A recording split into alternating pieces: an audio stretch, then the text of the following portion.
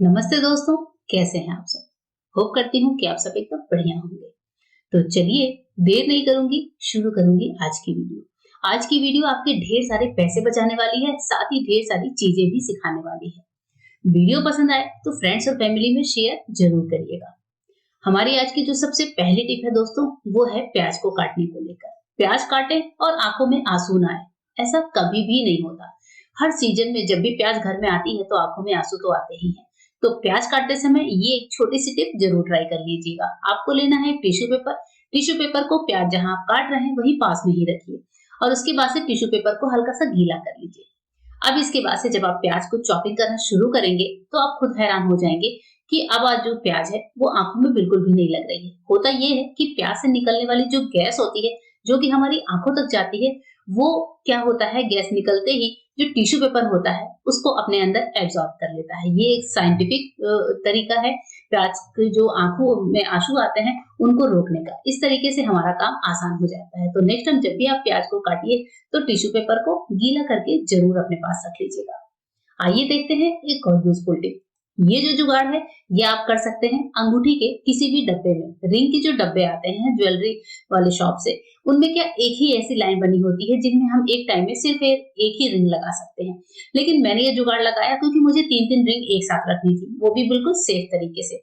तो मैंने यहाँ पर क्या किया है, एक नाइफ को गर्म किया है। इसके लिए हमें नाइफ गर्म करनी पड़ेगी क्योंकि जो इसका मटेरियल होता है वो सिंपल नाइफ से कट नहीं होता। नाइफ को हल्का सा गर्म कर लीजिए और नाइफ को गर्म करके आप इसमें लगा लीजिए इस तरीके से 2 और कट। अब यहाँ पे हमारा ये जो बॉक्स है वो 3 रिंग रखने के लिए तैयार हो चुका है। तो इस तरीके से तीनों लाइन में आप 3 रिंग को बहुत अच्छे से लगा सकते हैं और तीनों को सेफ भी रख सकते हैं। तो मुझे तो ये वाला हैक बहुत पसंद आया। मैं इस तरह से करके अपने बॉक्सों को रीयूज करती रहती हूँ। तो इस तरीके से आप ज्वेलरी के किसी भी बॉक्स का रीयूज कर सकते हैं। आइए एक और टिप देखते हैं। जब हमारे पास इस तरह की ये बबल रैप होते हैं, जब भी हम लोग ऑनलाइन कोई भी सामान मंगाते हैं जो कि थोड़ा सा भी सॉफ्ट होता है, हैंडी होता है, तो हम लोगों के साथ ये बबल रैप हमारे सामान के साथ आता ही आता है। बबल रैप को फेंकेंगे नहीं, बल्कि करेंगे इससे बढ़िया सा इस्तेमाल। इसके लिए आपको बबल रैप के इस तरह के थोड़े बड़े-बड़े से टुकड़े काट लेने हैं। अब हमारे पास नॉन स्टिक के जो बर्तन होते हैं, उनमें अक्सर स्क्रैचेस की समस्या आती है। तो बबल रैप के एक-एक टुकड़े को लेकर आपको अपने नॉन स्टिक के बर्तनों में इस तरीके से लगा लेना है। ये जो बर्तन है आप इस तरह बबल रैप लगा कर रखेंगे तो बहुत ही इजी तरीके से इनको स्टोर कर सकते हैं। इनमें स्क्रैचेस नहीं आते। इसी तरीके से जो कांच के बर्तन है या घर में फाइबर के भी बर्तन हैं, उनमें आप बबल रैप लगाकर और रख सकते हैं। कई बार क्या होता है, बर्तन को काफी ज्यादा दिनों तक स्टोर करके रखना हो तो ये बबल रैप बहुत ज्यादा काम आते हैं और हमारे काम को आसान भी बनाते हैं। एक और टिप देखते हैं जिसमें आज हम करेंगे मिक्सी की क्लीनिंग। मिक्सी जो होती है, मिक्सर के जार जो हम मसाले वगैरह पीसते हैं, वो कई बार क्या होता है, लीक होता है। तो मिक्सी पे चिकनाई वगैरह के दाग जम जाते हैं या फिर किचन में जैसे मिक्सी अगर रखी है तो इसमें बहुत ज्यादा चिकनाई जम जाती है। इसको आज हम क्लीन करेंगे पाउडर की मदद से। घर में कोई भी जो टेल्कम पाउडर हो आपके पास, उसको आप ले लीजिए। टेल्कम पाउडर को अच्छे से मिक्सी पे इस तरह से छिड़क दीजिए और उसके बाद से अब आपको लेना है एक ब्रश। कोई सा भी हैंडी ब्रश ले सकते हैं या फिर टूथब्रश ले सकते हैं और पाउडर के साथ ही साथ मिक्सी को रब करना शुरू करिए। जहां पर ज्यादा गंदगी जमी है, जैसे यहाँ पर जहां पर मैं जार लगाती हूँ, मसाले पीसती हूँ, तो कई बार क्या होता है, जार में हल्की सी लीकेज होती है जिससे मसाले का पानी, चटनी का पानी वो इस पोर्शन में गिरकर एब्जॉर्ब होता रहता है और ये जगह जम सी जाती है। तो जब भी मैं डीप क्लीनिंग करती हूँ तब इस जगह को अच्छे से क्लीन करती हूँ।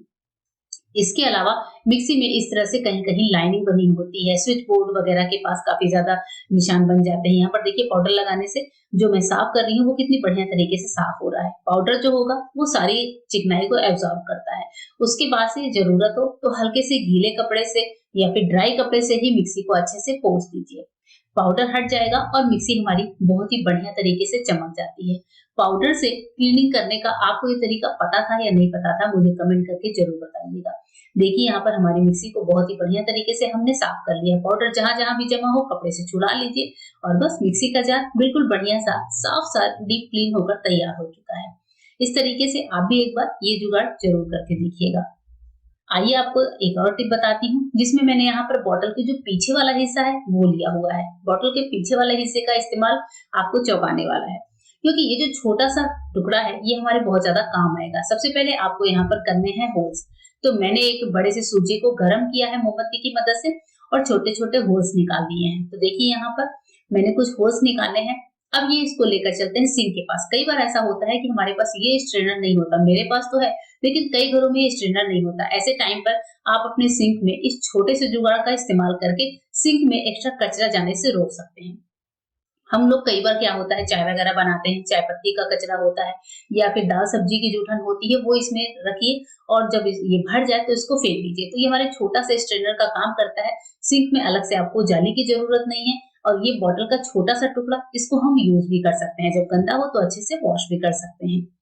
बॉटल से ही एक और टिप है कि बॉटल में आपको ऊपर से नीचे तक एक अच्छी सी कट लगानी है और नीचे से ये जुड़े रखना है।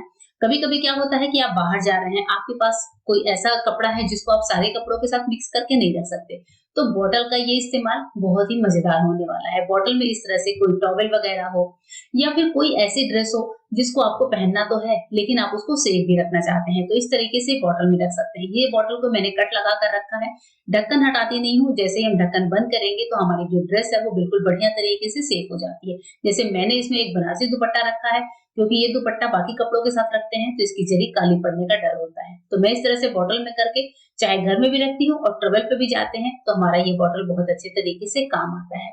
दोनों ही तरीके से इसको आप यूज कर सकते हैं और बॉटल का रीयूज भी हो जाता है। आज की सबसे लास्ट और मजेदार टिप होने वाली है लहसुन को लेकर। लहसुन को हमने जैसे छील लिया है, अब लहसुन को अगर आपको कूटना है तो कई बार क्या होता है, लहसुन इधर उधर बहुत ज्यादा बिखरते हैं। लहसुन को चाहे हम दस्ते में कूटें या फिर कैसे भी करें, ये उछलती जाता है। तो इसको आपको क्या करना है, चॉपिंग बोर्ड पर इस तरीके से फैलाकर रख लेना है, जैसे मैं इस तरीके से फैला रही हूँ।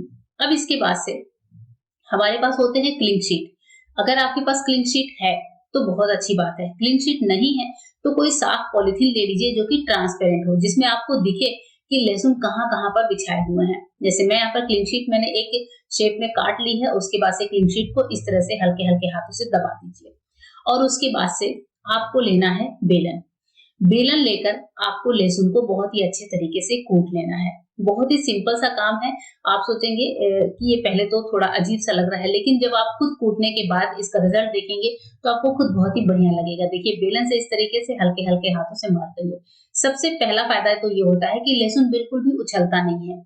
जो इसका जूस है, जो इसका रस है, वो अंदर ही एब्जॉर्ब रहता है, क्योंकि जब हम इसको कूटते हैं तो ये उछलता है तो किचन को भी गंदा करता है, साथ ही लहसुन का जो जूस है वो भी जगह जगह गिरता है और लहसुन का जूस जो है मतलब खत्म होता है बार बार उछलने की वजह से।